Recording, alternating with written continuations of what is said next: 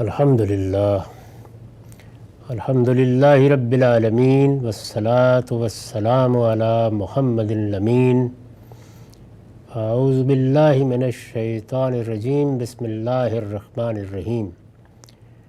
خواتین و حضرات، ہم سورہ انفال کی آیت 75 سے مطالعہ کر رہے ہیں۔ یہ سورہ اپنے خاتمے کو پہنچ رہی ہے۔ میں نے بار بار توجہ دلائی کہ رسول اللہ صلی اللہ علیہ وسلم کے اتمام حجت کے نتیجے میں جو آخری اقدام کیا گیا، یہ سورہ اس کے لیے تیاری کی ہدایت کرتی ہے۔ اس میں بدر کے معرکے پر تبصرے سے بات شروع ہوئی ہے اور اس کے بعد ایک ایک چیز کا جائزہ لے کر یہ بتایا گیا ہے کہ آگے اقدامات کی نوعیت کیا ہوگی، ان کے مقاصد کیا ہیں اور اس کے لیے کن چیزوں کو ملحوظ رکھنا ضروری ہے۔ اب خاتمے تک پہنچتے پہنچتے یہ چیز زیر بحث آ گئی ہے کہ مسلمان اس وقت مدینہ طیبہ میں جمع ہے، ان کی ایک بڑی تعداد وہاں اپنی ایک حکومت بھی قائم کر چکی ہے، لیکن ابھی تک دوسرے علاقوں میں بہت سے مسلمان ہیں جو اللہ کی توفیق سے دین تو قبول کر چکے، تاہم ہجرت کر کے مدینہ نہیں آئے۔ ان کو وہاں دو طرح کی مشکلات درپیش ہیں۔ ایک تو یہ کہ انہوں نے جس دین کا اقرار کیا ہے، عمومی فضا پرسیکیوشن کی ہے، وہ کمزور ہیں، زیر دست ہیں، غلام ہیں، تو ان کے بڑے یا ان کے اوپر اقتدار رکھنے والے لوگ انہیں مجبور کر رہے ہیں کہ وہ اس نئے دین کو چھوڑ دیں۔ یہ مذہبی جبر کی فضا اس کا تقاضا کرتی ہے کہ ان کی مدد کی جائے۔ دوسری جانب کسی انسان کو قبائلی معاشرے میں خود زندگی گزارنے کے لیے بھی حمایت اور نصرت کی ضرورت ہوتی ہے۔ اس وقت جو ریاستیں ہیں یا جس طرح کا نظم دنیا میں قائم ہو چکا ہے، اس میں پولیس ہے، محکمے ہیں، عدلیہ ہے، ایک نظم ہے جس کے تحت لوگوں کو بہت کچھ تحفظ حاصل ہو جاتا ہے اور وہ تنہا بھی زندگی بسر کر لیتے ہیں۔ یہاں تک کہ ہم دیکھتے ہیں کہ اپنا وطن، اپنے اعزاء اقربا، اپنا قبیلہ، یہ سب چھوڑ کر دور دراز ملکوں میں جا کے آباد ہوتے ہیں تو وہاں پر بھی نظم ریاست کی قوت ان کو حاصل ہوتی ہے۔ اس زمانے میں یہ ممکن نہیں تھا۔ لوگ اپنے قبائل کی مدد کی بنیاد ہی پر زندگی بسر کرتے تھے، ان کو اپنے معاملات کے لیے حمایت کی، نصرت کی ضرورت ہوتی تھی۔ تو اب یہاں دو سوال پیدا ہوئے۔ ایک یہ کہ مختلف علاقوں میں جو مسلمان ہیں وہ ہجرت کر کے تو نہیں آئے، تو ان کو یہ جو عام زندگی میں حمایت اور نصرت کی ضرورت ہوتی ہے، جہاں ان کا کوئی ذاتی جھگڑا ہے، کوئی معاملہ ہے، ان کی کسی چیز پر کسی نے قبضہ کر لیا، کوئی ان کو ستا رہا ہے، تو اس میں مدینے کے مسلمانوں کی کیا ذمہ داری ہے؟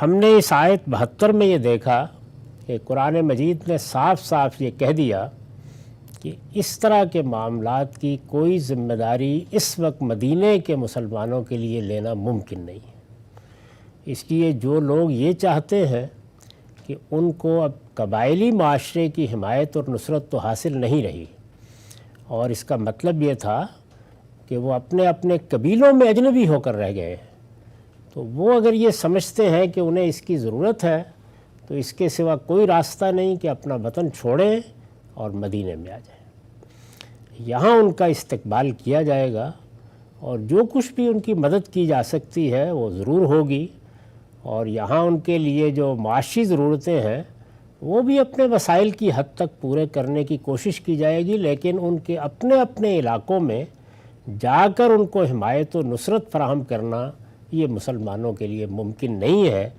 چنانچہ اس کو بالکل صاف طریقے سے بیان کر دیا اللہ تعالیٰ نے کہ ما لکم من ولایتہم من شیء حتی یہاجروا، اگر وہ ہجرت کر کے مدینے نہیں آتے تو آپ لوگوں پر ان کی حمایت و نصرت کی کوئی ذمہ داری عائد نہیں ہوتی۔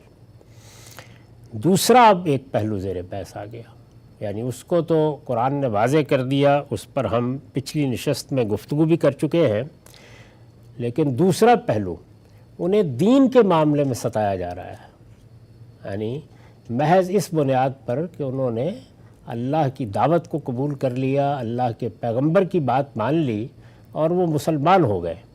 اب دین کی بنیاد پر، یعنی ایک تو یہ ہے کہ عمومی نصرت سے محروم ہو کر وہ اپنے اپنے علاقوں میں اجنبی ہو گئے، اور دوسرے یہ ہے کہ دین کے معاملے میں بھی آزادی کی فضا نہیں ہے۔ اس وقت کے معاشرے میں اور قبائلی معاشرے میں اس کو آسانی کے ساتھ برداشت نہیں کیا جا سکتا تھا کہ زیر دست بھی کوئی دوسرا دین قبول کر لے۔ معاف کیجیے۔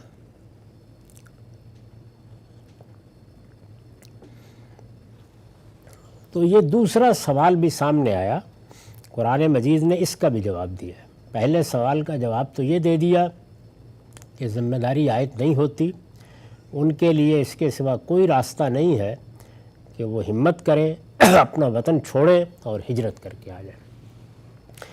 اس میں بھی یہ دیکھ لیجئے کہ یہ نہیں کہا کہ اپنے اپنے علاقوں میں جہاد کی ابتدا کر دیں، بلکہ یہی کہا کہ وہ یہاں آ جائیں، یہاں پر ایک باقاعدہ ریاست قائم ہے، اس کے نظم کے تحت آ کے زندگی بسر کریں، تو یہاں پھر اگر کوئی ان کا پیچھا کرے گا تو ہم پر ذمہ داری عائد ہوتی ہے۔ دوسرے پہلو پر ارشاد فرمایا وَإِنِ اسْتَنْصُرُوكُمْ فِي الدِّينِ فَعَلَيْكُمُ النَّصْرُ إِلَّا عَلَىٰ قَوْمٍ بَيْنَكُمْ وَبَيْنَهُمْ مِيثَاقٌ وَاللَّهُ بِمَا تَعْمَلُونَ بَصِيرٌ۔ پہلی بات کے جواب میں صاف صاف بتا دیا کہ جب تک ہجرت کر کے نہیں آتے کوئی ذمہ داری نہیں۔ اس کا جواب اس سے مختلف دیا ہے، اور وہ جواب یہ ہے کہ ہاں، اگر وہ دین کے معاملے میں تم سے مدد مانگے، یعنی ان کو دین کے معاملے میں ستایا جائے، ان کو تنگ کیا جائے کہ وہ اپنا دین چھوڑ دیں یا دین پر عمل نہ کریں یا اس کا اظہار نہ کریں، تو یہ گویا دین کے معاملے میں مدد مانگنا ہوگا۔ ہاں، اگر وہ دین کے معاملے میں تم سے مدد مانگے تو فرمایا تو ان کی مدد کرنا تم پر فرض ہے، یعنی یہ مدد ان کو فراہم کی جائے گی۔ اس کا مطلب کیا تھا؟ اس کا مطلب یہ تھا کہ گویا یہ اعلان کر دیا گیا ہے کہ جو لوگ جس جگہ پر بھی ایمان لا چکے ہیں، اب اگر ان کو دین کے نام پر ستایا جائے گا یا ان کو دین کے معاملے میں جبر کا نشانہ بنایا جائے گا تو مسلمان کارروائی کا حق رکھتے ہیں۔ کر سکیں گے نہیں کر سکیں گے یہ الگ بات ہے، لیکن اللہ تعالیٰ نے فرمایا کہ یہ بات اب واضح کر دی جائے، لیکن پھر اس میں ایک استثناء بیان کیا، اور وہ استثناء کیا ہے؟ إِلَّا عَلَىٰ قَوْمٍ بَيْنَكُمْ وَبَيْنَهُمْ مِيثَاقٌ، لیکن کسی ایسی قوم کے خلاف تم یہ مدد بھی نہیں کر سکتے جس سے تمہارا معاہدہ ہو۔ اگر کوئی تمہارے درمیان معاہدہ ہو چکا ہے، تم نے کوئی امن کا معاہدہ کیا ہے، جنگ نہ کرنے کا معاہدہ کیا ہے، تو معاہد کی حیثیت سے اگر کسی قوم میں یہ معاملہ ہوتا ہے تو پھر یہ نہیں ہو سکتا کہ تمہیں معلوم ہو کہ فلاں جگہ مسلمانوں کو پرسیکیوٹ کیا جا رہا ہے اور تم حملہ آور ہو جاؤ۔ پہلے پھر معاہدہ توڑنا پڑے گا، یعنی معاہدے کو ختم کرنا پڑے گا، علانیہ ختم کر کے پھر کوئی کارروائی کی جا سکتی ہے۔ تو یہ اس سے یہ بتا دیا کہ معاہدات کی اہمیت کیا ہوتی ہے، جب یہ کیے جاتے ہیں تو اخلاقی ذمہ داریاں کیا ہیں۔ خدا کے پیغمبر کی موجودگی میں بھی ان کی خلاف ورزی، اور یہ اللہ کی دعوت کے منکرین کے ساتھ بھی ہوئے ہوں تو ان کی خلاف ورزی نہیں کی جا سکتی۔ تو یہ قانون اس میں بتا دیا گیا۔ اس کے بعد یہ فرمایا کہ یاد رکھو جو کچھ تم کرتے ہو اللہ اسے دیکھ رہا ہے، یعنی تنبیہ کر دی کہ ان باتوں کو معمولی نہ سمجھو۔ اگر اللہ تعالیٰ نے کوئی ذمہ داری نہیں ڈالی تو اس کے لیے تم جواب دہ نہیں ہو، اگر ذمہ داری ڈالی ہے تو وہ تمہارے دلوں کے حال سے واقف ہے، ذمہ داری کو پورا کرنا چاہیے۔ اور اگر اپنے بھائیوں کی مدد کے جذبے سے سرشار ہو کر معاہدات توڑو گے تو اللہ دیکھ رہا ہے، یعنی اس کی تمہیں اجازت نہیں ہے۔ ہر پہلو سے گویا سوال کا جواب دے دیا۔ اس پر میں نے لکھا ہے کہ یہ جو کہا ہے کہ اگر دین کے معاملے میں تم سے مدد مانگیں تو ان کی مدد کرنا تم پر فرض ہے، تو دیکھیے دونوں چیزوں کو الگ کر دیا نا۔ یعنی اگر عام زندگی کے بارے میں حمایت اور نصرت کا مطالبہ کیا جائے تو اس کی ذمہ داری عائد نہیں ہوتی۔ ہاں البتہ وہ وہاں سے اٹھ کے ہجرت کر کے آ جائیں تو پھر ہمارے بھائی ہیں، لیکن دین کے معاملے میں اگر کوئی ایسا معاملہ ہوگا تو پھر یہ ذمہ داری عائد ہوتی ہے کہ مسلمان ان کی مدد کریں۔ یعنی جس چیز کی نفی کی گئی ہے، میں نے لکھا ہے، یعنی جس چیز کی نفی کی گئی ہے وہ علی الاطلاق حمایت و نصرت کی ذمہ داری ہے۔ پوری بات یہ ہے کہ ان کا کوئی ذاتی جھگڑا ہو گیا، کسی نے ان کے ساتھ زیادتی کر دی، کسی نے کسی کا گھر چھین لیا، تو جس طرح ایک قبیلے کے لوگ اپنے لوگوں کی حمایت کرتے ہیں، اس طرح کی کوئی ذمہ داری مسلمانوں پر عائد نہیں ہوتی۔ یعنی جس چیز کی نفی کی گئی ہے وہ علی الاطلاق حمایت و نصرت کی ذمہ داری ہے۔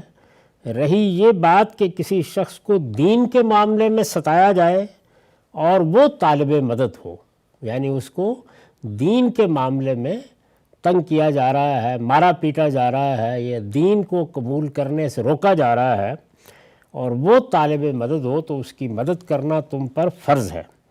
یہ اس لیے فرمایا کہ اس وقت مسلمانوں کی ایک منظم حکومت مدینے میں قائم ہو چکی تھی اور اپنی طاقت کے لحاظ سے بھی وہ اس کے اہل تھے کہ اس ذمہ داری کو اٹھا سکیں۔ یعنی یہ ذمہ داری بھی اس وقت ڈالی گئی، ادھر ادھر کے لوگوں پر اس طرح کی ذمہ داریاں نہیں ڈالی جاتی کہ ایک ملک کے اندر لوگ اپنی اپنی جگہ آباد ہیں، کوئی باقاعدہ نظم نہیں ہے، اور ان پر بلوا کر کے جا کے دوسروں کی مدد کرنے کی ذمہ داری ڈال دی جائے۔ ایک منظم حکومت پر یہ ذمہ داری ڈالی گئی کہ دین کے معاملے میں وہ مدد کریں۔ اور آخر میں جو یہ کہا کہ جو کچھ تم کرتے ہو اللہ اسے دیکھ رہا ہے، یہ نہایت سخت تنبیہ ہے کہ اخلاقیات ہر حال میں اور ہر چیز پر مقدم ہے۔ یعنی جو اخلاقی اصول ہیں، اللہ کا دین ان کے اوپر کسی کمپرومائز کی اجازت نہیں دیتا۔ یہ نہایت سخت تنبیہ ہے کہ اخلاقیات ہر حال میں اور ہر چیز پر مقدم ہیں، اور جنگ و جدال کے موقع پر بھی ان سے انحراف کی اجازت نہیں ہے۔ اس ذیل میں سب سے اہم چیز عہد کی پابندی ہے۔ عہد کی پابندی کو اتنی غیر معمولی اہمیت دی گئی ہے اس لیے کہ دنیا کا سارا نظم عہد معاہدے ہی پر قائم ہے۔ ہم بیاہ کرتے ہیں، یہ ایک عہد معاہدہ ہے۔ یہ عہد اور معاہدے ان ریٹن بھی ہوتے ہیں۔ ہم ایک ماں باپ کے گھر میں پیدا ہوتے ہیں، ان کے حقوق ہم پر عائد ہو جاتے ہیں، یہ بھی ایک عہد اور معاہدہ ہے۔ اور اسی طرح قومیں عہد معاہدے کرتی ہیں، چیزیں طے کرتی ہیں، آپس میں وعدے کرتی ہیں۔ بعض موقعوں کے اوپر فتح و شکست تک کے معاملات معاہدات ہی پر ختم ہوتے ہیں۔ ان معاہدات میں بہت سی پابندیاں قبول کی جاتی ہیں۔ تو اس طرح کے تمام معاہدات کے بارے میں اس نازک موقع پر بھی اللہ یہ ہدایت کرتا ہے کہ ان کی خلاف ورزی نہیں کی جا سکتی، یہ ممکن نہیں ہے۔ چنانچہ کوئی معاہد قوم اگر مسلمانوں پر ظلم بھی کر رہی ہو تو معاہدے کی خلاف ورزی کر کے ان کی مدد نہیں کی جا سکتی۔ اس کے لیے ضروری ہے کہ پہلے معاہدے کو علانیہ ختم کر دیا جائے۔ یعنی اگر یہ صورت پیدا ہو گئی ہے اور مسلمان اس پوزیشن میں ہے تو پھر وہ علانیہ کہہ دیں کہ ہم معاہدات ختم کر رہے ہیں، پھر آپ کو حق حاصل ہے۔ جب معاہدہ ختم ہو گیا تو اب کوئی اخلاقی پابندی باقی نہیں رہی۔ والذین کفروا بعضهم اولیاء بعض، جو لوگ منکر حق ہیں وہ ایک دوسرے کے حامی و ناصر ہیں۔ یہ استدلال کیا ہے، یعنی پیچھے چونکہ بتایا ہے کہ مسلمانوں کو حمایت و نصرت کرنی چاہیے، اپنے بھائیوں کی مدد کرنی چاہیے۔ یہ الگ بات ہے کہ اگر وہ ہجرت کر کے نہیں آئے تو اس کی ذمہ داری نہیں ڈالی جا رہی۔ ایمان کی بنیاد پر اخوت کا رشتہ قائم ہوتا ہے، یعنی ایک تو انسانوں کے درمیان انسانیت کی بنیاد پر رشتے ہیں، ان کو بھی عزت دینی چاہیے، لیکن اس سے آگے بڑھ کر اگر ایمان قبول کیا ہے تو اللہ تعالیٰ نے فرمایا کہ اس کے نتیجے میں مسلمان ایک قوم نہیں بن جاتے، لیکن وہ بھائی ہوتے ہیں۔ انما المؤمنون اخوہ، مسلمان آپس میں بھائی بھائی ہیں۔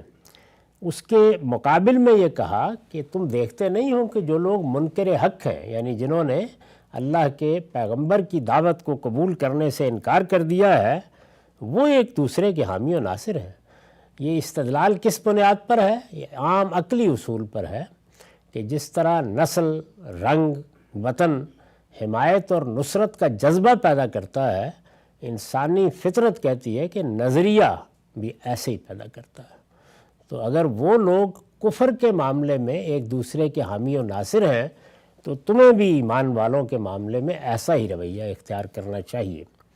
جو لوگ منکر حق ہیں وہ ایک دوسرے کے حامی و ناصر ہیں، اس لیے ایمان والوں، اب مسلمانوں کو خطاب کر کے کہا ہے، وہ استدلال کیا اِلَّا تَفْعَلُوهُ تَكُنْ فِتْنَةٌ فِي الْأَرْضِ وَفَسَادٌ كَبِيرٌ۔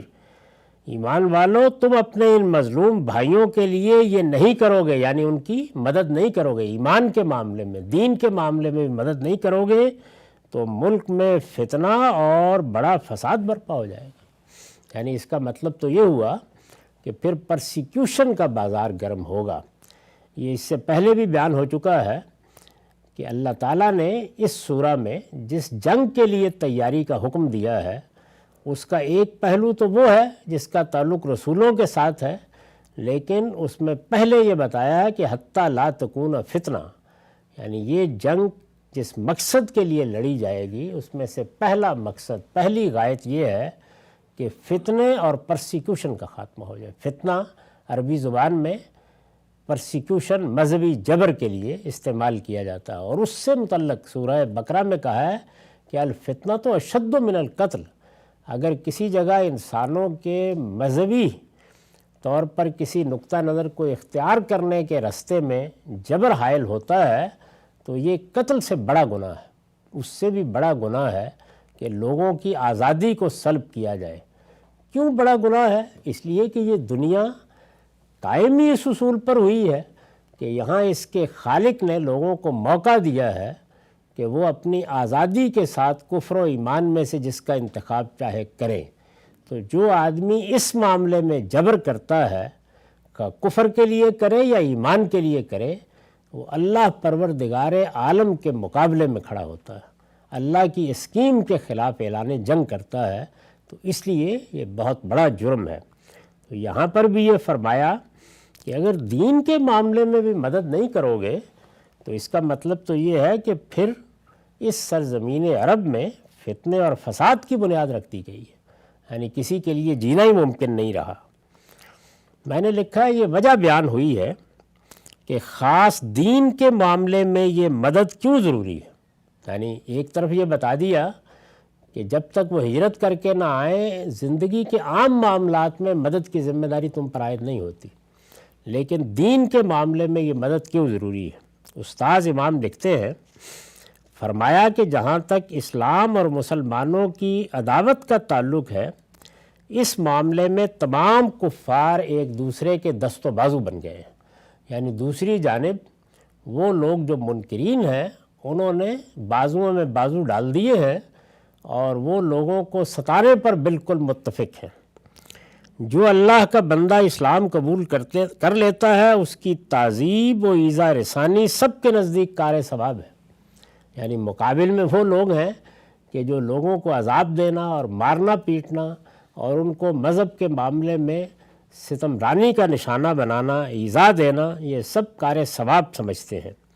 یہاں تک کہ ظالموں کے ظلم سے اس کو بچانے کے لیے اس کے اپنے بھائی بندوں کی حمایت بھی مردہ ہو چکی ہے۔ یعنی اس حد تک نوبت آ گئی ہے کہ جب دین کی بنیاد پر کسی کو مارا پیٹا جاتا ہے تو اس کا بھائی، اس کا بیٹا، بعض اوقات اس کا باپ بھی اس کی مدد کے لیے نہیں آتا۔ اس درجے میں مقابلے میں لوگ کھڑے ہو گئے ہیں، یہاں تک کہ ظالموں کے ظلم سے اس کو بچانے کے لیے اس کے اپنے بھائی بندوں کی حمایت بھی مردہ ہو چکی ہے۔ اس کا مال اور اس کی جان سب مباح ہیں، جس کا جی چاہے مار دیں، کوئی پوچھنے والا نہیں۔ جس کا جی چاہے اس کا مال لوٹ لے، کوئی گرفت کرنے والا نہیں۔ ایسی حالت میں اگر تم بھی ان مظلوموں کی مدد نہ کرو گے تو اس کے معنی یہ ہیں کہ دین سے پھیرنے کے لیے سارے ملک میں ظلم و فساد عام ہو جائے گا، یعنی پھر لوگوں کے لیے آسان نہیں ہوگا کہ وہ اللہ کا دین قبول کریں۔ تو دعوت کے راستے میں اس وقت سب سے بڑی رکاوٹ یہ پیدا کر دی گئی ہے، اس لیے اس میں رعایت نہیں ہوگی۔ تو سب کو معلوم جانا چاہیے کہ اگر ایسا ہوا تو مسلمان کارروائی کریں گے، اور مسلمانوں سے کہا کہ تم اس پوزیشن میں ہو، اللہ کا نام لے کر تم کارروائی کے لیے اٹھ کھڑے ہوگے، اللہ تمہاری مدد کرے گا۔ معاف کیجیے۔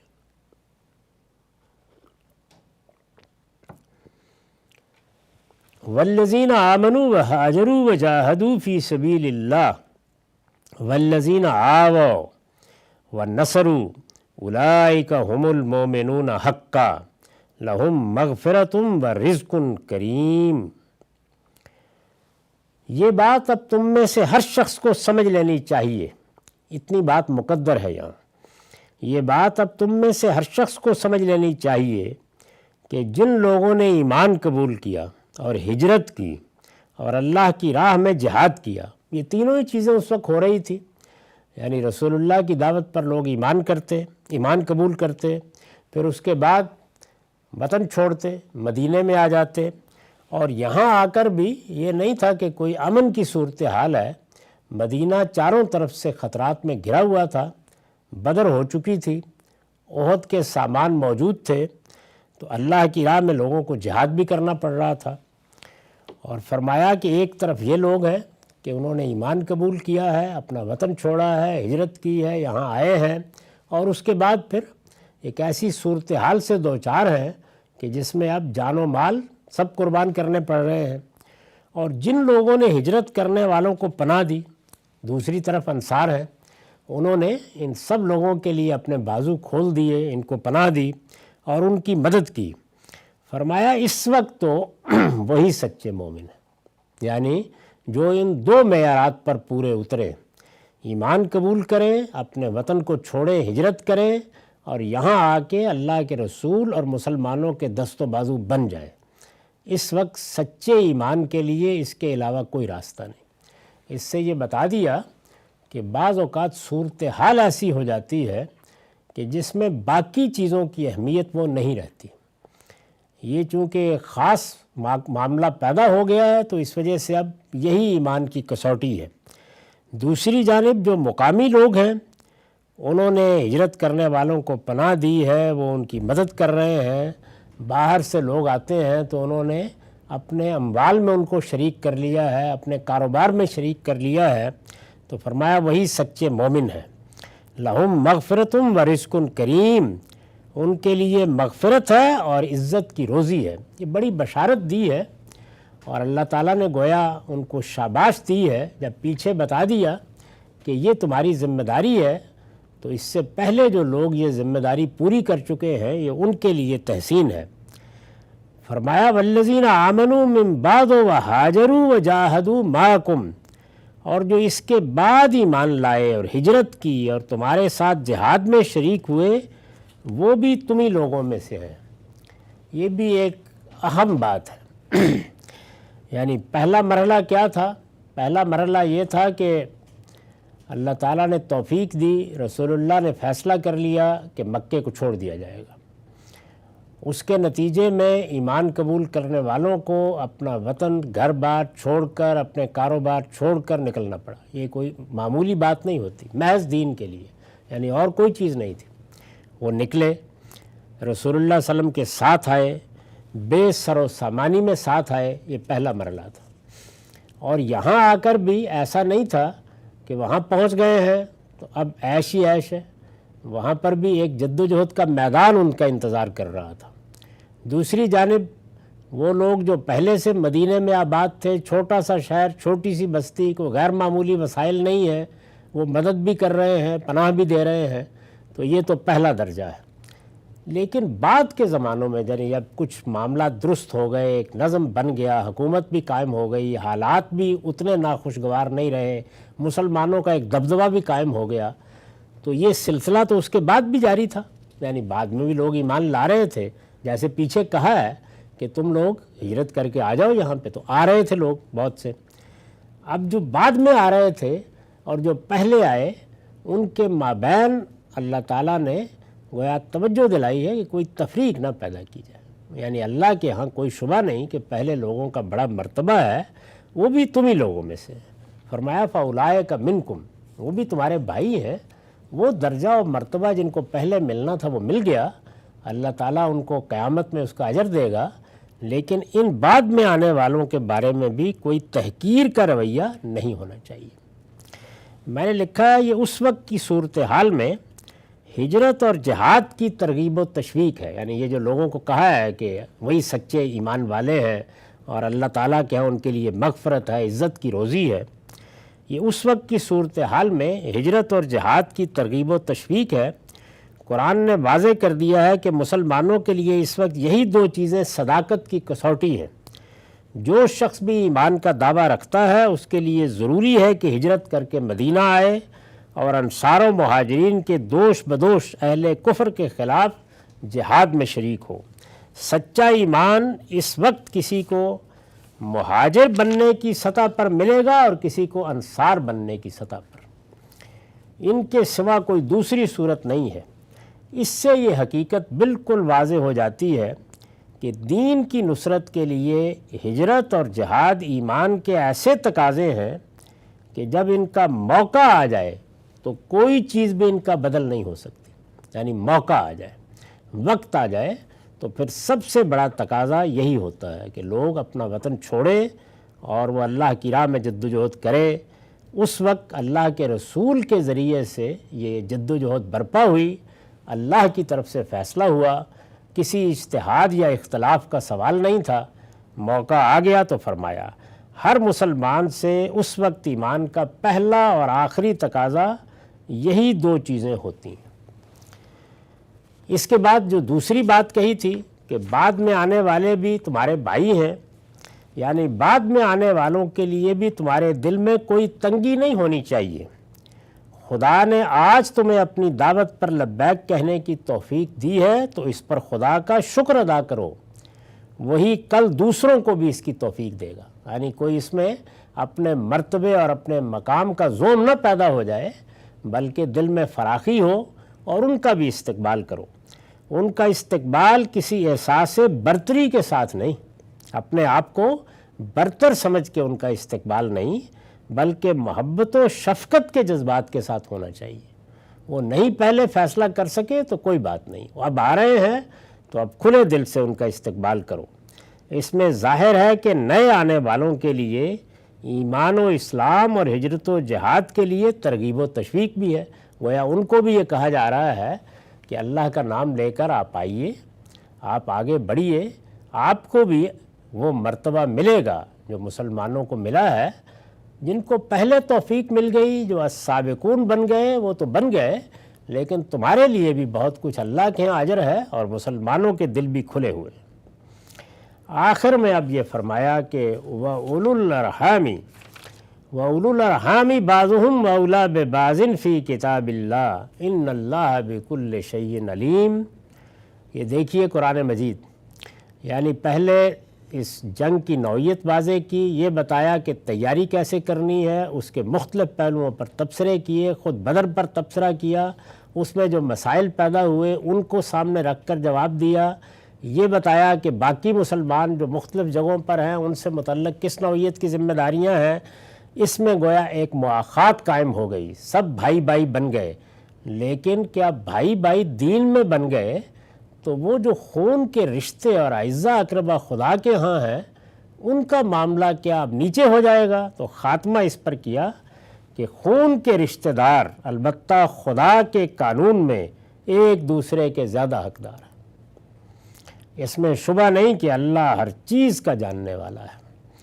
اس پر میں نے لکھا ہے یہ برسر موقع یاد دہانی ہے کہ اوپر جس حمایت و نصرت کا ذکر ہوا ہے، اللہ تعالیٰ نے جو فرمایا ہے کہ مدد کرو اپنے بھائیوں کی، جگہ دو ان کو، اس کے معنی یہ نہیں ہے کہ رحمی رشتوں کی بنیاد پر جو حقوق و فرائض اللہ تعالیٰ نے قائم فرمائے ہیں وہ تبدیل کر دیے گئے ہیں۔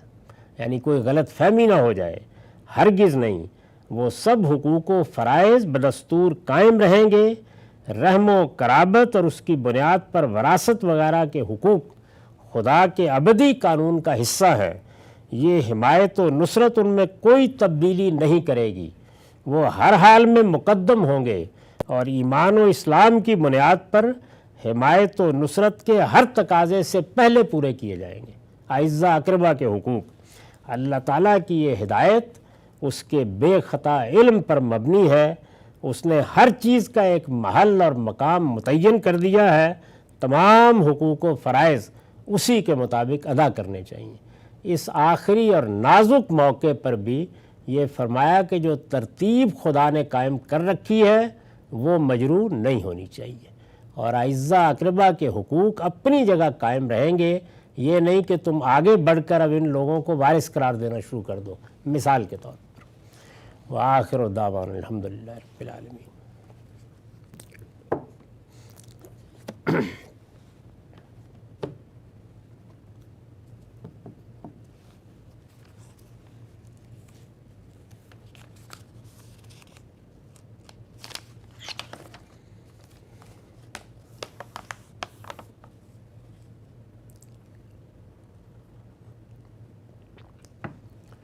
بسم اللہ الرحمن الرحیم۔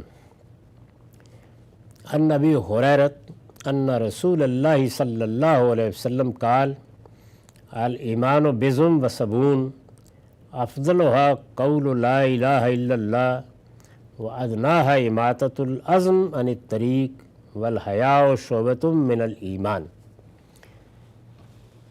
یہ روایت سنن ابی داؤد سے لی گئی ہے، رقم ہے 4058۔ ابو ہریرہ رضی اللہ عنہ بیان کرتے ہیں کہ رسول اللہ صلی اللہ علیہ وسلم نے فرمایا، ایمان کی 70 سے کچھ اوپر شاخیں ہیں، ان میں سب سے زیادہ فضیلت کی چیز یہ کہنا ہے کہ اللہ کے سوا کوئی الہ نہیں۔ یعنی جب ہم ایمان لاتے ہیں تو اس کی ابتدا تو توحید کے اقرار سے ہوتی ہے، اللہ کے سوا کوئی الہ نہیں ہے، لیکن کیا یہ ایمان محض معتقدات کا نام ہے؟ کیا اس کے نتیجے میں انسان کے اخلاقی وجود میں کوئی تبدیلی نہ بھی ہو تو یہ قبول کر لیا جائے گا؟ تو یہاں یہ فرمایا ہے کہ اگرچہ ایمان ابتدا میں تو اقرار کا نام ہے، یعنی ہم کہتے ہیں کہ اشہد ان لا الہ الا اللہ، ہم نے اس بات کو تسلیم کر لیا کہ اللہ کے سوا کوئی الہ نہیں ہے، ہم مسلمان ہو گئے، تو یہ سب سے بڑی بات ہے۔ یہاں سے ایک انسان ایمان کی زندگی شروع کرتا ہے، لیکن ایمان اور اس کے تقاضے یہاں ختم نہیں ہو جاتے۔ اس کے بعد ظاہر ہے کہ انسان کے اس پورے اخلاقی وجود کی تطہیر ہونی چاہیے، اس کو پاکیزہ بننا چاہیے۔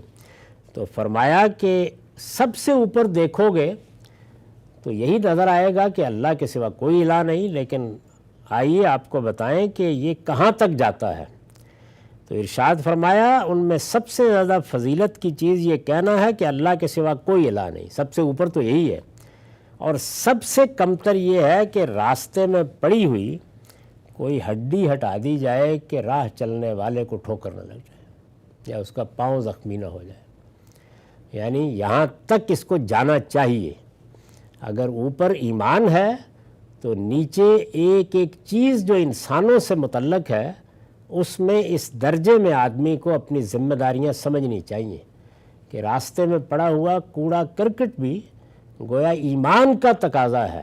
یہ فرمایا کہ اس کو الگ نہ سمجھو، یہ ایمان ہے جو مختلف شعبوں میں ظہور پذیر ہوتا ہے۔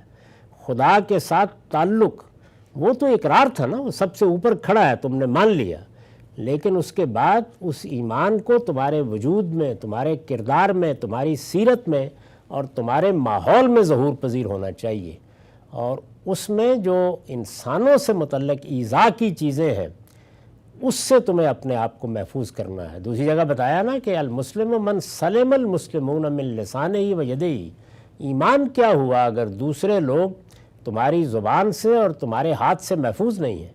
تو لوگوں کی جان، لوگوں کے مال، لوگوں کی آبرو، یہاں تک کہ تمہارے گرد و پیش میں بھی کوئی چیز لوگوں کے لیے اذیت کا باعث بننے والی نہ ہو، ایک ہڈی بھی اگر رستے میں پڑی ہوئی ہے اور تم نے اس کو نہیں اٹھایا اور راستہ صاف نہیں کیا تو یہ ایمان ہی کا ایک تقاضا تھا، بہت کمزور صحیح، لیکن ایمان ہی کا تقاضا تھا جو تم نے پورا نہیں کیا۔ تو یہ حضور نے گویا یہ بتایا کہ ایمان کو محض ایک مذہبی نوعیت کے اعتقاد کی صورت میں رکھ دینا کافی نہیں ہے، اس کو تمہارے پورے وجود اور تمہارے رویوں اور تمہارے طرز عمل میں ڈھلنا چاہیے، اور آخری درجے میں یہاں تک جانا چاہیے کہ راہ چلتے ہوئے کوئی رکاوٹ بھی اگر پڑی ہے تو تم پاس سے گزر نہیں جاؤ، کوئی غلاظت بھی اگر پڑی ہے تو تم رکو اور رک کر اس کو دور کرو وہاں سے، تاکہ یہ پورا ماحول اعلیٰ اخلاقی اصولوں پر استوار ہو۔ اس پر میں نے لکھا ہے یعنی اسی کا، کس کا؟ ایمان کا، اللہ کو ماننے کا ایک تقاضا ہے، اسی کا ایک تقاضا ہے، اس لیے کہ انسان جب خدا کو حاضر و ناظر سمجھ کر اس پر ایمان لے آتا ہے تو اس کا لازمی نتیجہ یہی نکلتا ہے کہ وہ پھر اسی طرح ایک ایک چیز کے بارے میں متنبع رہے۔ اور یہ کیوں فرمایا کہ ہڈی بھی ہٹا دی جائے؟ اس لیے کہ لوگوں کو اذیت دینا بھی غلط اور اذیت کی کسی چیز کو گوارا کرنا بھی غلط، مسلمان کا صحیح مقام یہ ہے۔ تو ایک بات یہ فرمائی، اور آخر میں یہ کہا کہ وَالْحَیَاءُ شُعْبَةٌ مِّنَ الْایمان، حیا بھی ایمانی کی ایک شاخ ہے۔ یعنی یہ ہمیشہ ذہن میں رکھو، یہ پیچھے حیا سے متعلق اور بھی روایات آئی ہیں، اور میں عرض کر چکا ہوں کہ ہمارے ہاں تو حیا جنسی معاملات کے ساتھ خاص ہو کر رہ گئی ہے۔ عربی زبان میں اس کا صحیح مفہوم ہے کہ وہ جو ایک شریف النفس انسان میں فطری طور پر جھجک ہوتی ہے کہ اسے کوئی برا کام نہیں کرنا، تو اس کے لیے حیا کا لفظ استعمال ہوتا ہے۔ تو حضور نے فرمایا کہ جس طریقے سے راستے میں پڑی ہوئی ایک ہڈی کو ہٹا دینا کہ وہ کسی کا پاؤں زخمی نہ کر دے، یہ ایمان کا تقاضا ہے، اسی طرح یہ جو جھجک ہوتی ہے کسی غلطی کی طرف، کسی بے حیائی کی طرف، کسی بزرگ کے مقابلے میں بڑھ کر بات کرنے کی طرف ایک جھجک ہوتی ہے جس سے معاشرت میں حسن پیدا ہوتا ہے، اس کو بھی کوئی الگ چیز نہ سمجھو، یہ بھی اصل میں ایمانی کی ایک شاخ ہے۔ یعنی ایمان کی 70 سے اوپر شاخیں ہیں، تو فرمایا کہ اس میں سب سے اوپر تو کوئی شبہ نہیں کہ اللہ پر توحید کے ساتھ اقرار ہے، لیکن نیچے یہ سب چیزیں اسی کے تحت ہیں۔ تو اس سے یہ تعلیم دی ہے کہ جب لفظ ایمان بولا جاتا ہے تو ہمارے دین میں اخلاق اس کا حصہ ہے۔ یعنی چونکہ ایمان اور اخلاق یہ اپنی جگہ سے الگ الگ دو چیزیں نہیں ہیں، بلکہ ایمانی کا ظہور اخلاق میں ہوتا ہے، اور اخلاقی کی چوٹی پر جا کر وہ ایمان بن جاتا ہے۔ اس کو قرآن مجید نے بھی مختلف پہلوؤں سے واضح کیا اور بڑی بلاغت کے ساتھ واضح کیا ہے۔ مثلا جو اخلاقی احکام سورہ بنی اسرائیل میں دیے ہیں، ان کے آخر میں یہ کہا ہے کہ یہ الحکمہ ہے۔ دوسری جگہ یہ بتایا ہے کہ ایمان و اخلاق دونوں الحکمہ ہی ہیں، اور ایک تیسرے مقام پر یہ کہا ہے کہ رسول اللہ صلی اللہ علیہ وسلم جب بعثت ہوئی تو ما کنتا تدری مل کتاب ولا الایمان، تو شریعت کے مقابلے میں ایمان کا صرف ذکر کیا، تو جہاں ایمان کا ذکر کیا تو گویا اخلاق اس کا حصہ ہے، اس کو لازماً اس میں شامل ہونا چاہیے۔ تو عربی زبان میں حیا اس جھجک کو کہتے ہیں، یعنی جو برائی کی طرف جانے میں ہوتی ہے، جو کسی روایت کو توڑنے میں ہوتی ہے، جو آگے بڑھ کر بزرگوں کے مقابلے میں اپنی برتری کو بیان کرنے میں ہوتی ہے۔ تو اس طرح کے ہر موقع کے اوپر جو انسان ایک فطری جھجک اپنے اندر پاتا ہے، اس کو حیا سے تعبیر کیا جاتا ہے، اور اللہ کے رسول نے اس کو ایمان کا ایک شعبہ قرار دیا ہے۔ یعنی یہ ایمان ہی کا حصہ ہے۔ اصل میں ایمان ایک برملا اقرار کا نام ہے، لیکن وہ باطن میں انسان کی فطرت کے ان تقاضوں سے اٹھتا ہے، تو ان چیزوں کا بھی لحاظ ہونا چاہیے۔ اس سے یہ بتانا مقصود ہے کہ مذہبی اعتقادات انسان کے اخلاقی وجود سے الگ کھڑے کر کے دیکھے جائیں تو وہ پھر بس ڈوگماز ہی ہوتے ہیں، لیکن اگر وہ انسان کے اخلاقی وجود کے لیے اس طرح اور اس فہم کے ساتھ سامنے آئیں تو وہ حقیقی تصویر ہے جو اللہ کا پیغمبر چاہتا ہے کہ لوگوں کے سامنے رہے اور وہ اس کی پیروی کرے۔ وآخر دعوانا الحمدللہ۔ 10 منٹ کا وقفہ ہے، اس کے بعد سوالوں کی نشست۔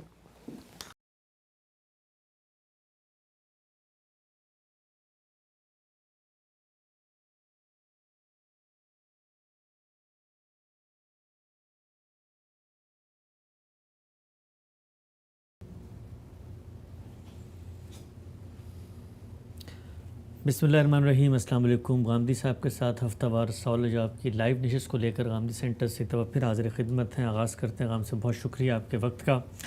آج جس موضوع پر میں آپ سے استفادہ کرنے چاہ رہا ہوں اس کے بارے میں پہلے میں کچھ اپنے خیالات کا اظہار کر دوں. ایک حساس موضوع ہے، ایک ایسا موضوع کہ جس کی بنیاد پہ ہم یہ دیکھتے ہیں کہ مسلمان آپس میں باہم دست و گریباں نظر آتے ہیں، تذلیل و تفسیق بھی ہوتی ہے، اور ایک انتشار ہے، ایک ایسی کیفیت ہے کہ جس سے مسلمانوں کی شرازہ بندی بھی ہوتی ہے.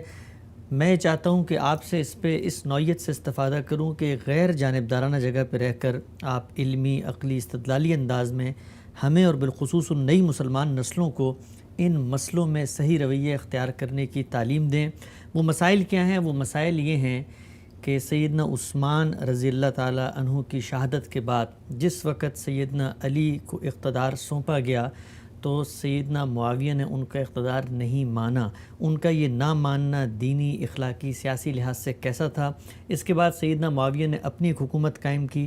اس حکومت کی اپنی دینی، اخلاقی، سیاسی جسٹیفیکیشن کیا تھی؟ اس کے بعد سیدنا معاویہ نے اپنے بیٹے یزید کو اس عنان حکومت پہ برجمان کیا. ان کا یہ اقدام دینی، اخلاقی، سیاسی لحاظ سے کیسا تھا؟ اور پھر اس کے بعد ان کے اس اقدام پر سیدنا حسین نے بیعت نہ کرنے کا فیصلہ کیا. سیدنا حسین کا یہ اقدام کیسا تھا اور اس کی دینی، اخلاقی، سیاسی حیثیت کیا تھی؟ آغاز کیجئے گا، بتائیے گا. بہت مشکل تاریخی مباحث ہیں، بڑے حساس موضوعات ہیں. لوگ عام طور پر گروہوں میں بٹے ہوئے ہیں، سننے پہ آمادہ نہیں ہوتے. ایسی جگہ سے شروع کریں کہ لوگوں کی علمی اور تحقیقی معاونت ہو سکے. پہلی چیز یہ سمجھ لینی چاہیے کہ اسلام میں حکومت کیسے قائم ہوتی ہے.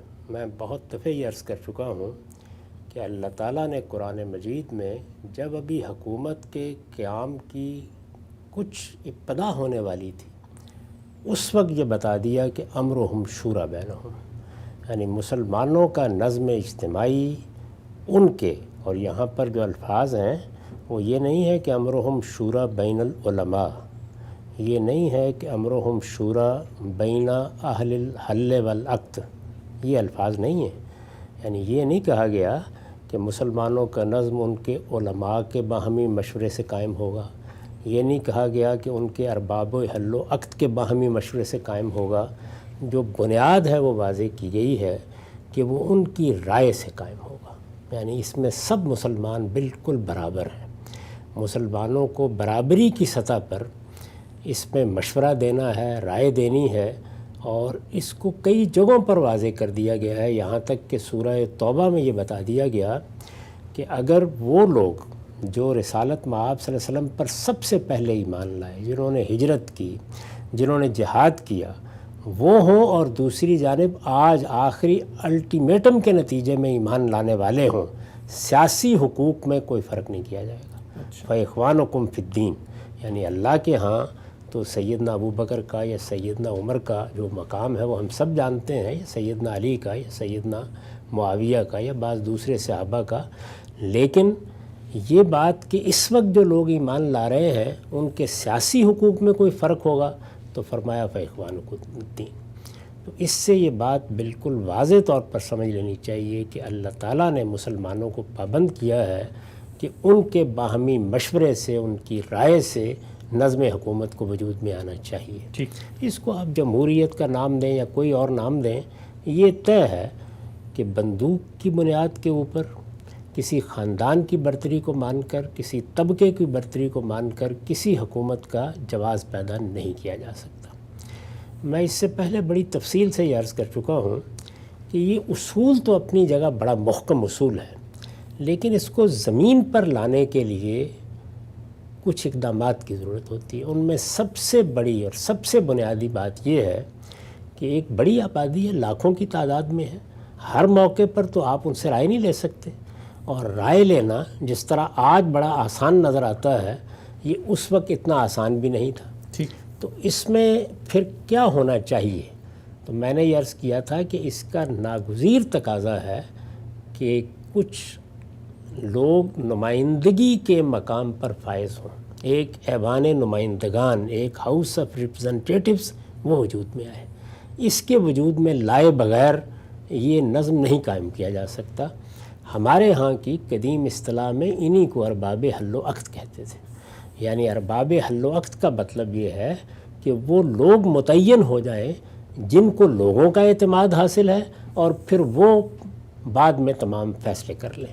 اس کی بنیاد بھی رسالت بآب صلی اللہ علیہ وسلم نے اپنے ہین حیات ڈال دی تھی. اس کی تفصیلات کو بیان کرنے کا یہ موقع نہیں ہے. رسول اللہ صلی اللہ علیہ وسلم کے بعد انہی اصولوں پر نظم حکومت قائم ہوا. انہی اصولوں کے مطابق اس کو چلانے کی صحیح کی گئی. خود رسول اللہ نے اس کا اہتمام کیا، خلفائے راشدین نے بھی اسی کا اہتمام کیا. اس کے لیے جو وہ ہاؤس آف ریپرزنٹیٹیوز آپ کہہ لیجئے یا ارباب حل و عقد کی جماعت وجود میں آئی، وہ رسول اللہ کی دعوت کے نتیجے میں پیدا ہوئی تھی. اور وہ اس وقت صحابہ کرام میں جو خیر امت تھے، صحابہ کرام میں اس وقت وہی نمائندگی کا شرف رکھتی تھی. وہ سب لوگ تھے بھی مدینہ میں. تو اس لیے حکومت ان کی رائے، ان کے مشورے سے قائم ہوتی رہی. ان کی رائے اور ان کے مشورے کی بنیاد پر چلتی رہی. سیدنا عثمان کے زمانے تک یہی صورت رہی. میں اس وقت تفصیلات نہیں بیان کر رہا اس لیے کہ اس سارے معاملے کو بھی لوگ بالکل غلط طریقے سے سمجھتے ہیں اور سادگی سے یوں بیان کر دیتے ہیں کہ پہلے خلیفہ کو ایک چبوترے پر بیٹھے ہوئے چند لوگوں نے منتخب کر لیا، دوسرے کو انہوں نے نامزد کر دیا، تیسرے کے لیے 6 آدمیوں کی ایک شورا بنا دی گئی. یہ حقائق کے بالکل خلاف ہے، لیکن ظاہر ہے کہ اس وقت یہ موضوع نہیں ہے. جو اصول قرآن نے بیان کیا ہے اسی اصول کے مطابق نظم چلتا رہا، یہاں تک کہ بغاوت ہو گئی. یعنی سیدنا عثمان رضی اللہ عنہ کے خلاف بغاوت کی صورت پیدا ہوئی. مختلف شہروں سے لوگ آئے، انہوں نے مدینے پر قبضہ کر لیا اور نوبت یہاں تک پہنچ گئی کہ مسجد نبوی پر بھی ان کا قبضہ تھا، شہر پر بھی ان کا قبضہ تھا، اور آخر میں انہی لوگوں نے بلوا کر کے سیدنا عثمان کو شہید کر دیا. یہ ایک بڑا حادثہ تھا، غیر معمولی حادثہ تھا. اب نظم حکومت تو قائم ہونا تھا نا. اور اس زمانے کا ذرا تصور کیجئے کہ یہاں کی اگر کوئی بات ہے تو وہ اگر آپ دمشق پہنچانا چاہتے ہیں یا اگر آپ بغداد پہنچانا چاہتے ہیں، بغداد تو خیر بہت بعد میں آباد ہوا، کہیں بھی پہنچانا چاہتے ہیں تو مہینوں لگ جائیں گے. یعنی یہ ریڈیو، یہ ٹیلی ویژن، یہ اخبارات، یہ آپ کے نمائندے، ان میں سے کچھ بھی موجود نہیں ہے. وہاں اس طرح کے خلفشار میں یہاں بغاوت ہو گئی ہے. ایک خلیفہ راشد کو شہید کر دیا گیا ہے. سیدنا علی رضی اللہ عنہ کی بیعت ہوئی. اب اس میں ہے کہ جس وقت یہ بیعت ہوگی تو اس کی خبر پہنچے گی، اس کے تحت اقدامات کیے جائیں گے. مختلف جگہوں پر جو پہلے سے گورنر موجود ہیں ان کو بھی اطاعت کے لیے کہا جائے گا. یہی ہونا چاہیے. یہی ہوا. سیدنا علی رضی اللہ عنہ کی طرف کھڑے ہو کے دیکھیے تو وہ یہ کہیں گے کہ وہ لوگ جن کو رسالت مآب صلی اللہ علیہ وسلم کے زمانے کے بعد یہ حیثیت حاصل تھی کہ وہ فیصلے کریں، وہ مدینہ ہی میں ہوا کرتے تھے. انہی میں سے بہت سے لوگ اس وقت موجود بھی تھے. انہی لوگوں نے مجھے جب کہا اور میرے معذرت کرنے کے باوجود اصرار کے بعد انہوں نے مجھے آمادہ کیا کہ میں خلیفۃ المسلمین کی ذمہ داریاں سنبھال لوں، یعنی مسلمانوں کے سربراہ کی. اس لیے میرا انتخاب بالکل جائز ہے اور ہر آدمی کو اس کی پیروی کرنی چاہیے. دوسری جانب جو لوگ کھڑے ہیں وہ اس معاملے کو اس نظر سے نہیں دیکھ رہے ہیں. وہ اس نظر سے دیکھ رہے ہیں کہ جو اطلاعات مل رہی ہیں اس کے تحت ایک بلوا ہوا ہے، اس بلوے میں بغاوت کی صورت پیدا ہوئی ہے، مدینے پر قبضہ کر لیا گیا ہے، مسلمانوں کے حکمران کو شہید کر دیا گیا ہے، اور وہ جو شہید کرنے والا گروہ ہے اسی کے لوگوں نے ایک اور شخصیت کو حکمران بنا دیا. تو وہ اس سارے معاملے کو اس زاویے سے دیکھ رہے ہیں. جب وہ اس زاویے سے دیکھ رہے ہیں تو انہوں نے اس حکومت کو، اس کے انعقاد کو ماننے سے انکار کر دیا. اچھا، یعنی ایسا نہیں ہے کہ جو پہلے طریقہ قائم تھا وہ طریقہ تھا امن و امان کا زمانہ تھا، وہی سارے لوگ مدینے میں اکٹھے ہوئے، اسی طرح سے انہوں نے مل کے ایک انتخاب کیا اور کسی نے ماننے سے انکار کر دیا.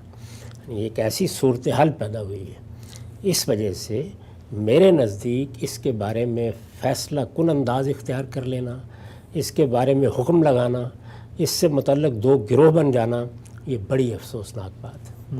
اس میں اگر آپ دونوں جانب کھڑے ہو کر دیکھیں تو دونوں گروہوں کے لیے بات کہنے کی گنجائش ہے۔ اچھا، بہت اہم۔ اور جب ایسا ہو تو ہمیں اپنی اگلی نسلوں کو بھی یہ بتانا چاہیے کہ یہ وہ گروہ تھا جس کو اللہ تعالیٰ کہتا ہے کہ کنتم خیر امت، یہ صحابہ کرام کا گروہ ہے، ان کے مابین ایک بڑا اختلاف ہوا ہے، تلوار نکل آئی ہے، جنگ و جدال کی نوبت آ گئی ہے، تو اس معاملے میں روا روی کے ساتھ ایک طرف کھڑے ہو کر گفتگو نہیں ہو سکتی۔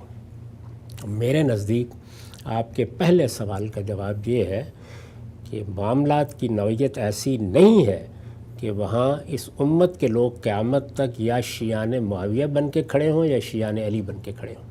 یہ ذہن میں رکھیے کہ یہ شیعہ کا لفظ یہاں کسی مذہبی گروہ کے لیے نہیں بولا گیا، عربی زبان میں یہ لفظ کسی کے حمایتیوں کے لیے بولا جاتا ہے، اور چونکہ یہیں سے اس لفظ کی ابتدا ہوئی ہے تو اسی سیاق میں نے اس کو استعمال کیا ہے۔ ہمیں اپنی اگلی نسلوں کو اس طرح سے تعلیم دینی چاہیے کہ یہ صورتحال تھی، یعنی اس صورتحال میں سیدنا علی اپنی جگہ بالکل درست ہو سکتے ہیں اور یہ کہہ سکتے ہیں کہ میں نے بالکل ان لوگوں کے مشورے سے، انہی کی رائے سے، اس وقت ایک خلفشار برپا تھا، ایک فتنے کی صورتحال تھی، میں نے آگے بڑھ کر نظم حکومت کو سنبھال لیا ہے۔ یہ بات کہ وہ اس کے اہل تھے یا نہیں، اس میں تو دو رائے نہیں ہو سکتی۔ یہ بات کہ وہ اپنی سیرت اور کردار سے کس بلند مقام پر فائز تھے، اس میں بھی دو رائے نہیں ہو سکتی۔ تو وہ یہ کہہ سکتے ہیں، ان کے حامی بھی یہ کہہ سکتے ہیں، اور مخالفین جنہوں نے اس کو نہیں مانا، یہاں میرے نزدیک صحیح تعبیر یہ نہیں ہے کہ دوسرے گروہ نے بغاوت کر دی۔ بغاوت کا لفظ تو اب تب استعمال کریں گے جب حکومت قائم ہو گئی، ہر لحاظ سے امن قائم ہو گیا، اور پھر کسی نے اس کو ماننے سے انکار کیا۔ یہاں صورتحال یہ ہے کہ حکومت کے انعقاد ہی کو نہیں مانا جا رہا، اور یہ کہا جا رہا ہے کہ اگر فی الواقع حکومت کا انعقاد اسی طریقے سے ہوا ہے جس کا دعویٰ کیا جا رہا ہے، تو پھر سیدنا عثمان کے قاتلوں کو پکڑیے اور ان کو سزا دیجیے۔ تو یہ دوسرے فریق کا موقف ہے، اس میں نیتوں میں اترنا، محرکات طے کرنا، یہ ہمارا کام نہیں، یہ فیصلہ قیامت میں ہو جائے گا۔ اور یہ بھی ہمارا کام نہیں ہے کہ جس چیز کے بارے میں اس وقت صحابہ کرام کی جماعت اتفاق سے حکم نہیں لگا سکی، اس کے بارے میں ہم حکم بھی لگائیں اور اس کی بنیاد پر دوسرے گروہ کو متون بھی کریں۔ دونوں کا موقف اپنی اپنی جگہ ایک بنیاد رکھتا ہے، اور بارہا سیاسی معاملات میں ایسا ہوتا ہے کہ دونوں موقف اپنی جگہ پر درست کہے جا سکتے ہیں، اور ان کے بارے میں کوئی فیصلہ کرنا آسان نہیں ہوتا۔ تو میرے نزدیک اس معاملے کو اس طرح دیکھنا چاہیے۔ پہلے سوال کے جواب میں سے بات کیجیے۔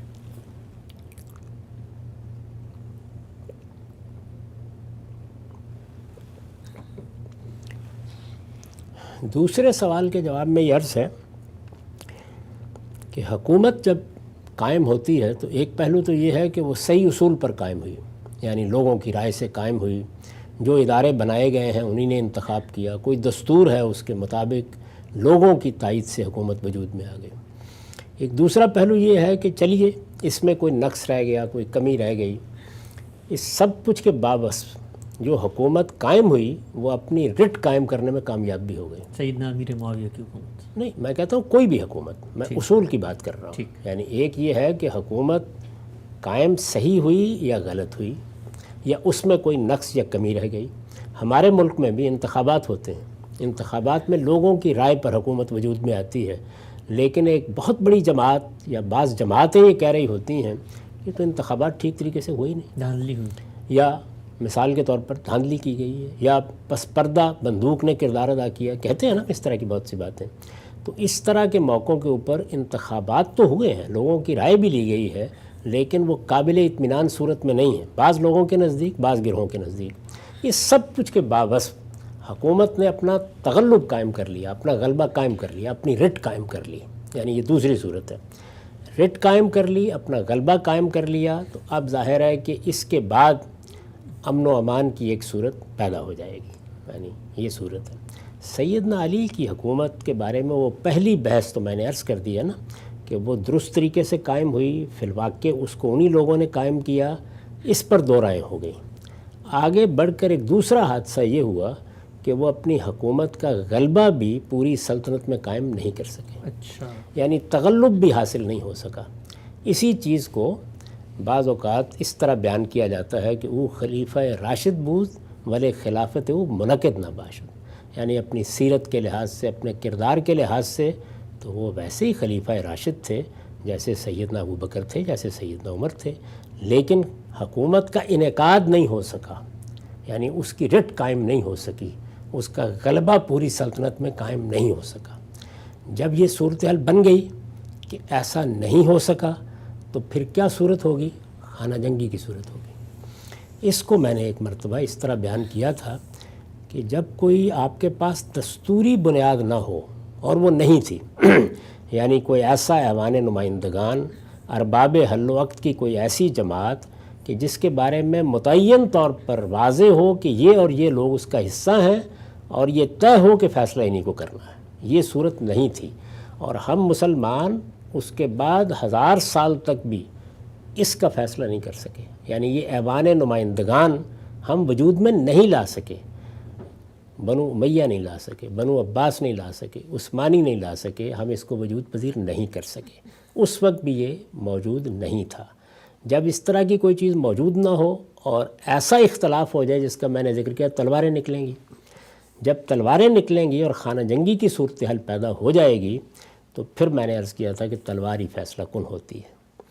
تو یہ تلوار اس وقت فیصلہ کن ہو گئی، تلوار فیصلہ کن ہو گئی جب سیدنا حسن نے دستبرداری کا اعلان کر دیا، یعنی ان کا معاہدہ ہو گیا، وہ پیچھے ہٹ گئے اور معاویہ رضی اللہ عنہ کو گویا پوری سلطنت میں بلا شرکت غیر اقتدار حاصل ہو گیا۔ یہ جو اقتدار حاصل ہونے کا عمل ہے، اس پر پھر وہ اعتراض قائم ہے، قائم رہے گا کہ یہ اس طریقے کے اوپر حاصل نہیں ہوا جو طریقہ اسلام میں مقرر کیا گیا ہے۔ یعنی وہ طریقہ کیا ہے؟ امرہم شورا بینہم، سب مسلمانوں کو آزادانہ طور پر موقع ملا ہو کہ وہ بغیر کسی سے مروب ہوئے اپنی مرضی سے اپنے حکمران کا انتخاب کریں، جو ادارے بھی کسی زمانے میں موجود ہوں ان کے ذریعے سے انتخاب ہو۔ ایسا نہیں ہوا۔ اس وجہ سے میں بارہا یہ توجہ دلا چکا ہوں کہ جب تک اس اصول کے مطابق حکومت قائم نہیں ہوگی وہ ڈیجور و جائز حکومت نہیں ہوتی، لیکن جب وہ اپنا اقتدار قائم کر لیتی ہے تو اس کے غلبے کو سامنے رکھتے ہوئے اسے ڈیفیکٹو یا بالفعل مانا جاتا ہے۔ چنانچہ سیدنا حسن کے دستبردار ہونے کے بعد پوری مسلمانوں کی سلطنت میں صحابہ کرام نے اسی اصول پر فیصلہ کیا، اور میرے نزدیک اس طرح وہ جماعت کے جس کو اللہ نے خیر امت کہا ہے، اس پہ ہم کو بھی یہ سبق دیا کہ اگر کسی جگہ ایسی صورت پیدا ہو جائے تو پھر اصول پر اصرار کا نتیجہ یہ نکلے گا کہ خانہ جنگی ختم نہیں ہوگی، خون بہتا رہے گا، اس لیے وہاں پھر تغلب کو بالفعل قبول کر لینا چاہیے۔ تو یوں نہیں ہے کہ انہوں نے کوئی مروب ہو کے قبول کر لیا، نہیں، اس اصول پر قبول کیا اور سب نے قبول کیا، یہ مان لیا، سب کے سب گویا سرفگندہ ہو گئے۔ کس کے سامنے؟ اللہ کے قانون کے سامنے۔ اس سے ایک حقیقت واضح ہوئی کہ جس وقت اس طرح کی صورتحال پیدا ہو اور لوگ اکٹھے ہو جائیں، یعنی اکٹھے ہونے کا باعث اصلاً تو یہ ہونا چاہیے کہ آزادانہ طریقے سے انتخاب ہو، لیکن اگر ایسا نہیں ہے اور غلبے کو سب نے مل کے تسلیم کر لیا اور اس کے پیچھے یہ مصلحت ہے کہ اگر تسلیم نہیں کیا جائے گا تو خون بہتا رہے گا، سلطنت برباد ہوتی رہے گی، لوگ مرتے رہیں گے، خلفشار قائم رہے گا، اور اس کے نتیجے میں نہ امن میسر ہوگا اور نہ لوگوں کی خوشحالی کا اہتمام ہوگا۔ تو یہ اپنی ذات میں بہت بڑی وجہ ہوتی ہے جس میں کسی موقع کے اوپر متغلب کی حکومت قبول کی جاتی ہے۔ معاویہ رضی اللہ عنہ کی حکومت متغلب کی حکومت تھی، اس اصول پر صحابہ کرام نے اس کو تسلیم کیا۔ یہ بات واضح ہو گئی۔ یہ آپ کے دوسرے سوال کا جواب۔ اگر تلوار کا فیصلہ سیدنا علی کے حق میں ہو جاتا تب آپ کی رائے کیا ہوتی؟ میرے بھائی، میں نے تو سب سے پہلے یہ کہا ہے کہ جب ان کا انتخاب ہو گیا تو اس کے بعد ان کی حکومت اگر اپنا غلبہ قائم کرنے میں کامیاب ہو جاتی تو کون پیچھے رہتا؟ یعنی وہ تو منتخب ہوئے تھے۔ اس انتخاب کو کوئی دوسرا گروہ مانے یا نہ مانے، لیکن بہرحال لوگوں نے ان کو انتخاب کیا تھا، انہوں نے تلوار کے زور پر حکومت حاصل نہیں کی تھی۔ تو اس سے زیادہ اچھی بات کیا ہوتی؟ اس سے زیادہ بڑی بات کیا ہوتی؟ پھر تو کوئی خلفشار پیدا نہ ہوتا، کوئی خانہ جنگی نہ ہوتی۔ لیکن جب اختلاف کی ابتدا ہو گئی اور تلواریں نکل آئیں اور پھر غلبے کی بنیاد کے اوپر امن قائم کرنا ممکن ہو سکا تو ایسا ہی ہوا۔ یعنی سیدنا معاویہ رضی اللہ عنہ کی تلوار نہ صرف یہ کہ فیصلہ کن ہوئی بلکہ اس درجے میں فیصلہ کن ہوئی کہ پوری سلطنت میں کوئی شخص بھی مقابلے میں کھڑا نہیں ہو سکا، اور پھر انہوں نے بڑی عمدہ حکومت قائم کی، غیر معمولی طریقے سے اقتدار کی ذمہ داریاں پوری کی۔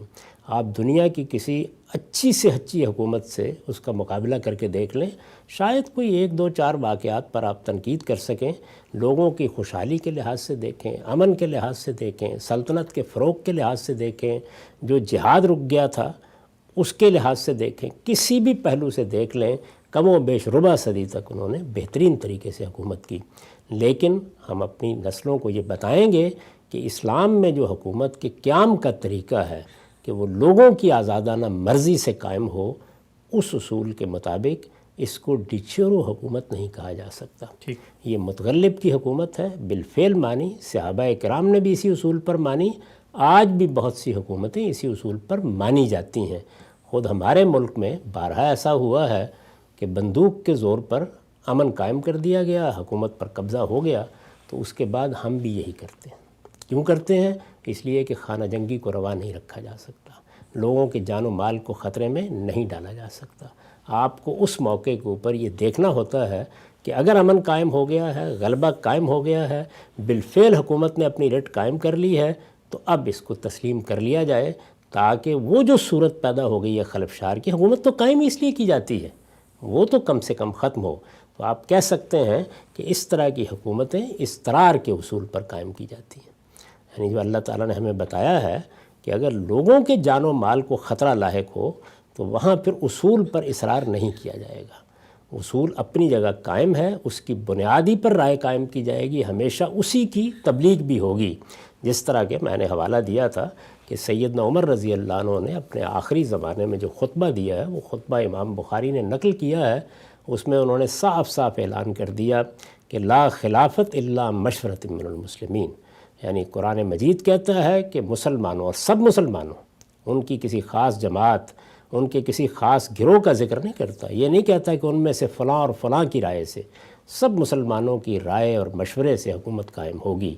اور انہوں نے کیا کہا؟ لا خلافت الا مشورۃ من المسلمین، یہ نہیں فرمایا کہ مہاجرین کے مشورے سے، یہ نہیں فرمایا انصار کے مشورے سے، یہ نہیں فرمایا کہ علماء کے مشورے سے، یہ فرمایا کہ ہم مشورۃ من المسلمین، مسلمانوں کے مشورے کے بغیر اگر حکومت قائم ہوتی ہے تو وہ جائز حکومت نہیں ہوگی۔ تو حکومت کا جواز وہ تو اسی وقت ہوگا جب کہ وہ لوگوں کی آزادانہ مرضی سے قائم ہو، لیکن اگر کسی موقع پر تلوار نکل آئے اور وہاں کسی کو غلبہ حاصل ہو جائے اور اس کے بعد یہ اندازہ ہو کہ یہ غلبہ اس درجے میں قائم ہو گیا ہے کہ اب کوئی قابل ذکر مخالفت باقی نہیں رہی، لوگوں نے عام طور پر اسے تسلیم کر لیا ہے، تو اس کو متغلب کی حکومت کہا جائے گا، یہ بالفعل مانی جائے گی، اور اس کو ماننا کوئی بری بات نہیں ہے، بلکہ دین کا، ایمان کا تقاضا بھی یہی ہے کہ لوگوں کو خطرے میں نہ ڈالا جائے، اور اس طرح کے موقع پر اس کو مان لیا جائے، بالفعل مان لیا جائے، اور تبدیلی کی صحیح ہوتی رہے۔ تبدیلی سے کیا مراد ہے؟ یعنی یہ کہ اصل اصول کے مطابق حکومت کا کوئی نظم بن سکے۔ میں یہ عرض کر چکا ہوں کہ وہ ہم مسلمان نہ اس وقت بنا سکے، نہ اس کے بعد 1200 سال تک بنا سکے ہیں، وہ اصل میں اہل مغرب نے بنایا ہے، اور اب ہم اسی کی پیروی کی کوشش کر رہے ہیں مختلف ملکوں میں۔ ہم صاحب 2 سوالوں کا جواب آپ نے دیا، 2 مزید اہم سوال کہ اس کے بعد جب سیدنا معاویہ نے یزید کو خلافت کی عنان سونپی اور پھر اس کے بعد سیدنا حسین نے ان کی خلافت اور بیعت کرنے سے انکار کر دیا، اس پورے معاملے کو ہمیں کیسے دیکھنا چاہیے؟ اپنی نسلوں کو وہ کیا روشنی دیں کہ جن سے جو افتراق ہے اور جن سے یہ جو ایک تفسیق کا رویہ وجود میں آتا ہے، شیرازہ بندی ہوتی ہے، اس کو بھی ختم کر سکیں؟ بہت اہم پرمغز گفتگو تھی آپ کی، انشاءاللہ کل دوبارہ حاضر ہوں گے اور اس موضوع کو پایہ تکمیل تک پہنچائیں گے۔ اب تک آپ کے وقت کا بہت شکریہ۔